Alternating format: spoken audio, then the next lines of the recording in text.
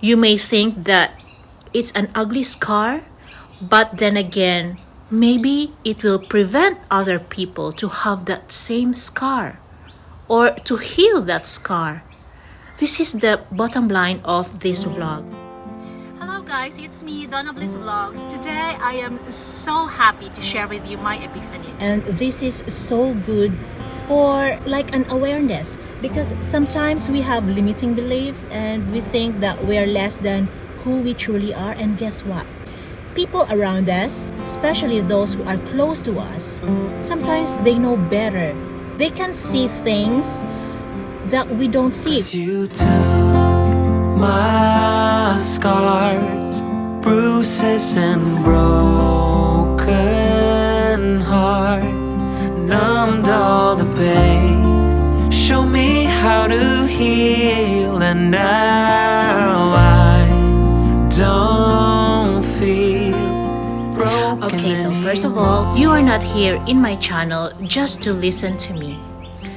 Somehow, somewhere in your reality, you thought that maybe if I listen to this lady, I'll get some gold nuggets. And I am a firm believer. I am a believer about synchronicities, that things happen for us. And there's a reason why I'm here talking to you and you listening to me, because I have this major epiphany today. This is one of my calling, and I am just answering back to my calling. I have been a pathfinder to my close friends, to people around me. For some reason, people come to me for, not for advice, but they listen to my life stories. And that's why I said I don't like to be called a teacher, because I don't teach. I share my experience, good and bad. I think one of my best strength is my vulnerability, because I'm okay with people learning that I am not perfect, that I am relatable because I fuck up also like you. They kind of listen to my words, right, and to my experiences, and for some reason it has an impact, like a turn on switch to their brains, like, oh my god, okay, so maybe I should try what Donna tried. Maybe I should change the way I think about things. Maybe I should change my attitude towards how I look at these things. And so I feel like I need to share this with you, because I made myself as a mirror to the close people in my life. Somehow it helped them change the reality in their lives. Like they wanted to change. Okay, so maybe Donna's path is a better one. And so I'm not saying this as, I am blowing my horn or something like that. What I'm trying to say is it can be you. You can be a pathfinder, which means that your life, your stories might be a blueprint to somebody else's life. You can be a mirror, good or bad. I say good and bad because sometimes if we share our fuck-ups to our close friends, to our family, relative, or people closest to us, and we also share how we corrected that fuck-up, then it will be also their blueprint. You may think that it's an ugly scar, but then again, maybe it will prevent other people to have that same scar or to heal that scar. This is the bottom line of this vlog. It is for you. You may be a mirror to somebody else's life. Sometimes we have limiting beliefs and we think that we are less than who we truly are. And guess what? People around us, those we know, especially those who are close to us, they can see things that we don't see. Has somebody complimented you, and then the compliment was like, you couldn't believe it because you don't see yourself that way. For example, I was complimenting this friend because he's perfect abs, right? And I told him, you know what? If you have a YouTube account or you have an Instagram account, I'm sure you're gonna have 1 million followers because your body is insane. And you know what he told me? He said, I don't think so. Because guys, sometimes people see something in us that even us, we don't see it that way. And you know what? It's good when somebody compliments you because they see in us what we don't see. I've got lots of experience like this when I compliment someone, right? And they're like blushing because they don't see themselves like that. And you know, vice versa, the other way around, when somebody compliments me, it's like, seriously, you see me like that? I don't see myself like that. And this is an example. When I was in my 20s, late 20s, I was a little bit insecure of my talent, right? And so I met these guys, like our regular guests at the club that I used to work at. And he used to tell me, I like you to be with my band, he said. I want you to sing for my band. And at that time, I was so confused why he wanted me, because this musician, guys, he plays keyboard, but his talent is out of this world. Like, he doesn't need a band beside him, but I guess he's got his reasons why he wants to be with a band. He can be by himself and he's fine. That's how talented he is. At that time I met this guy, I was very happy with my band. I used to sing with my cousin's band. It's a rock band. I really enjoyed that time there. So I was a little bit confused why he wanted me to, you know, sing with his band. I said, yeah, I don't know about that. So I turned him down, right? And I knew that time that he didn't want to just sleep with me or anything like that. He wanted my friend's number, so definitely not want to sleep with me. I myself has an example where I see someone and he doesn't know that he is like that. For example, I have this really close friend. We used to date. We communicated after a decade, guys. And so when we were talking, he shared to me that he's separated from his partner and he's got twins. He's like the mom and dad of his kids because the partner is not that hands-on. So he was so worried about his kids' future, right? And I told him, oh my gosh, do you know why you have these two kids with you? Because the way you love is you don't need anyone with you to take care of these two kids of your twins, because I know for a fact that you can love two kids. Because see, when you know someone that much, there is no doubt that you see them for who they are, right? And when we used to date, I felt how he loved, and I told him that. He said, I think you're just underestimating yourself. I told him, you can definitely take care of two kids on your own. You will not be given a situation where you can't handle it. It's like my way of saying, I see you for who you are, because we were together. I see your strength, I see your weakness, and your strength is the way you love. I was his mirror. He felt a little bit of fear of his future. Maybe he won't be able to give what his kids need. So it's like with my friend who wanted me to sing with him, I felt so insecure that I don't think I am as talented as you. He saw something in me that I didn't see. And our parents can be our mirrors too. We can use it to our advantage if you feel like this mirror can help. For example, if our parents have toxic relationship with each other, like they are fighting and shouting and there's no respect, of course you will think, I don't want this kind of relationship, so I will choose someone who is exactly not my mother or father. Use it to your advantage that you don't like that kind of relationship. Or sometimes when we see that our parents are so loving and it is exactly your ideal relationship, and so they are the mirror of what you want. So it's like the mirror of what you want or what you don't want. And we meet people along the way that, you know, some are strangers. And these people who just magically appeared on my path just to give me an insight, not necessarily advice, but when they share their life story, it was very synchronized, or it was like exactly the same as my life story. And then they shared to me, this is how I changed, or this is how I got through it. And so that's why I'm sharing this with you, because I feel like it's important. Aha moment for me, and probably for you. I think I've shared this one time in one of my vlogs, that I met this lady and she had a daughter who's got the same medical condition as my daughter. I see myself, she's like my mirror, right?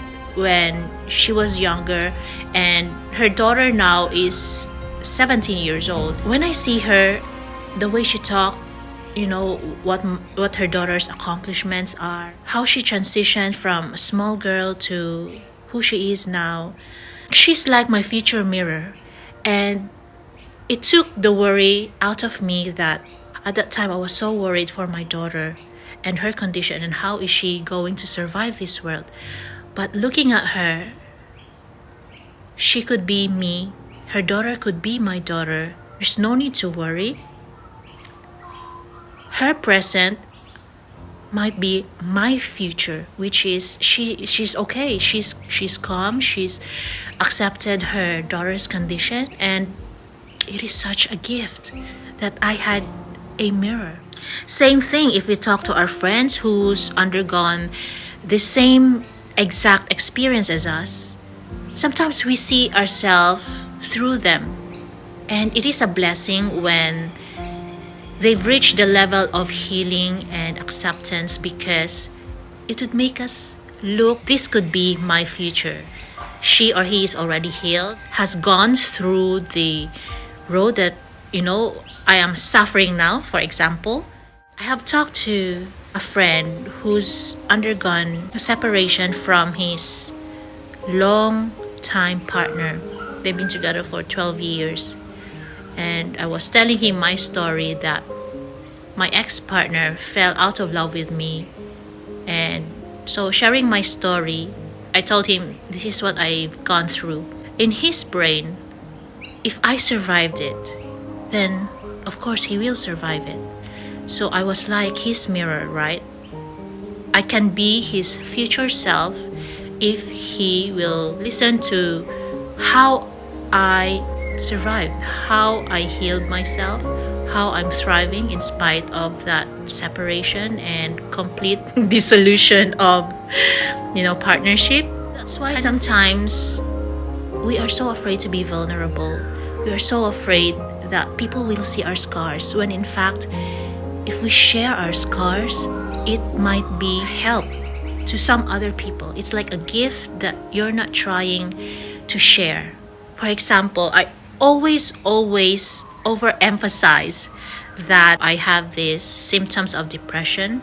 Lots of my vlogs are about, I thought I had depression, when in fact I just had vitamin D deficiency, and I just had a severe iron deficiency. And one symptom is you feel like you're depressed and you're down all the time. If I don't share this one, I will not help somebody out there. You know what I mean? So I feel like, yes, I've experienced those things. I try to share all these traumas because it can be a blueprint to somebody else, to you who's undergone the same trauma as I.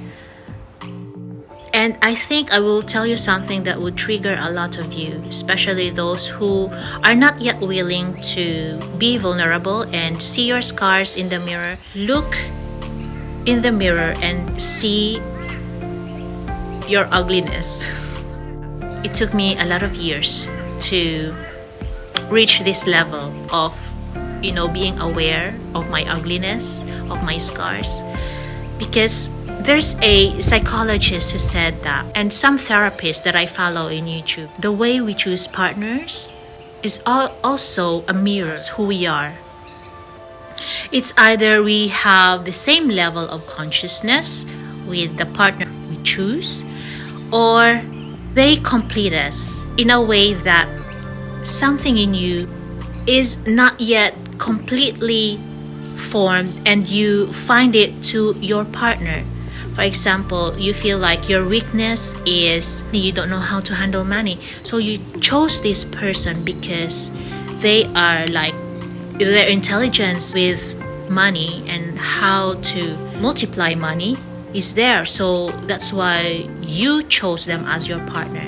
At the same time, it's a good and bad thing, because if you're a toxic person and you will have a tendency to also be with a toxic person, and maybe in your journey you decided, okay, it's time to change and I want to change, but your partner wants to be stagnant and they enjoy and okay with being toxic. So there will be a transition of the relationship, which means that relationship will break down. And this is why separation and divorce is a blessing in disguise. You've become a better person. So whoever is aligned to you, that's who you are going to attract. The one who's got the same language as you. If you're into healing, you're into good mental health and good emotional health, you will attract these people in your life. And you will choose a person in your life too, because it's harmonious if you're in the same level of consciousness. I think timeline, because some people don't want to change because they're happy where they are, or they just think that there's no need to change. But some people, their values change in time. And what I mean about your values are not the same, because it changes, guys. When you and your partner are into building life, building this dream of having lots and lots and lots of materialism, lots of money, and so both of you at that time are in the same timeline.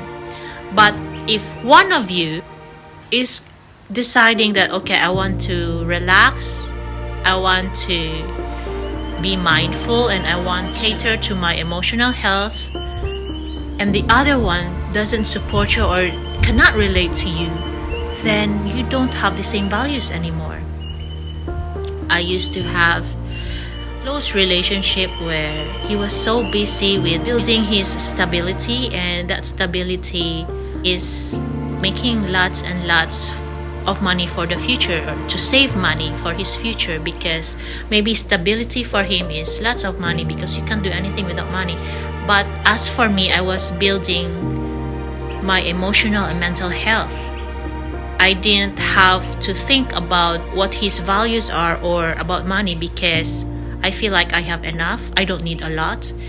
But at that time, I don't have a lot of stability, emotional stability, mental stability. So I had to build it through separating with that person. Our timelines are not the same, because I am sure when he's retired and he's got lots of money in the bank, millions, I'm sure that he'll realize that, why am I attracting all these women who just wants me for money? Of course, you will attract people like that because you are building money. There is a dollar sign in your head that you've got lots of money. Of course, women who wants money would be there all around you. Women like me will not be attracted to you because money has no value to me. My value is a person who can be harmonious with me, who can listen to my needs, who can cater to my needs, my emotional needs, who is present there with me. That's my value. If the time will come that the other person realizes that, wait a minute, why am I so busy with money when I don't feel love, why am I not satisfied with my life? And the person will realize probably that, I think this money business is not that all for me, because it doesn't fill me up. No matter what I do, no matter how busy I am, that I still feel empty. Maybe that time will come in his life, and that's when he realized, oh, no, I need love too. I miss being loved. And maybe that time, probably, he will find the right person who wants to be loved and be loved by him. So he's got the same timeline with that other person. Both of them realizes that love makes the whole world round. And they want the same thing, so that means they're in the same timeline. Their priorities are the same, that they realize relationships are more important than making money. What are you gonna do with your money when you're dead? At least when you're in your deathbed, you'll have all these memories with your good relationships with, I don't know, your children, your loved ones, whatever. Maybe this is the reason why all these people who's in their deathbed have lots of regrets, that they were too busy with making money and they forgot about which one is most important, which is moments with loved ones. So you know what I mean? That's how I define timelines and values. And your definition of abundance is the same with your partner, then it is a very harmonious relationship. If both of you are thinking abundance is lots of money, fancy cars, fancy house, fancy this and that, then both of you are harmonious. But if abundance is defined in a different manner, like one person's definition of abundance is materialism and one person's abundance is good mental health, non-toxic relationships, harmony in the family, where there is balance, you balance your money, you balance home life and being a parent, that is abundance. That there is balance, not just money. You know what I mean? So if these two parties don't have the same definition of abundance, then will it work? If you have lots of fears, lots of insecurity, sometimes you need to listen to other people's opinion of you, especially if it's positive, like the examples I told you about, because it can help you see. It's like watching yourself in the mirror. What don't I see with myself that others people see? Because it will help you see your true potential. This is what I learned from Australians, because Australians, they are very not forward, but they're very complimentary. Like they tell you what they think, and they're very, if they have an opinion, they tell you. And so I also learned to compliment people that I think should be complimented. For example, if I see a pretty girl, a sales lady, I tell them, oh my gosh, do you know how pretty you are? Something like that, because some people forget. Some people also needs a little bit of push or encouragement or a little bit of light. You know what I mean? It's like me, for example, I forget that I'm so busy with being a mom. And it's nice when somebody would tell me, you know what, you're a good mom, or my husband would tell me and make me remember, you know what, I appreciate what you did, or you're a good mom. And it makes you realize, oh yeah, I'm a good mom, yeah, pat in the back. Little things like that actually will make your day and will make somebody else's day. And so I'm just passing this thought today because I think it will help somebody you love or even a stranger. I hope this vlog helped, and see you on the next one. Light and love. My scars, bruises and broken heart, numbed all the pain. Show me how to heal, and I